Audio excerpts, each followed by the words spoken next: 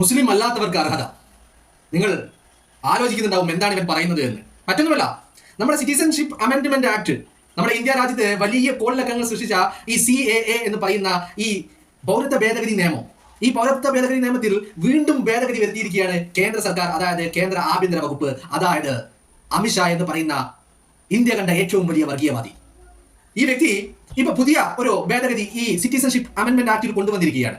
ആ ആക്ടിൽ പറയുന്ന കാര്യങ്ങളിൽ ഇപ്പൊ വന്ന ഭേദഗതി എന്ന് പറയുന്നത്, അത് ഇത്രയും നാൾ 2014, അതായത് ഇപ്പൊ നമ്മൾ 2025 നിൽക്കുന്നു, ഇതിന് പുറകോട്ട് ഒരു 10 വർഷം പുറകോട്ട് സഞ്ചരിച്ചാൽ, അതായത് 2014 ഡിസംബർ 31 മുൻപ് ഇന്ത്യ രാജ്യത്തേക്ക് കുടിയേറി വന്നിരിക്കുന്ന, അതായത് പാകിസ്ഥാനിൽ നിന്നും ബംഗ്ലാദേശിൽ നിന്നും അഫ്ഗാനിസ്ഥാനിൽ നിന്നും ഈ 3 രാജ്യങ്ങളിൽ നിന്ന് ഇന്ത്യ രാജ്യത്തേക്ക് എത്തിയിരിക്കുന്ന മുസ്ലിം അല്ലാത്തവർ, പ്രത്യേകം നോട്ട് ചെയ്യേണ്ട പോയിന്റാണ്, മുസ്ലിം അല്ലാത്തവർക്ക് പൗരത്വം നൽകാമെന്നായിരുന്നു ആദ്യത്തെ നിയമം.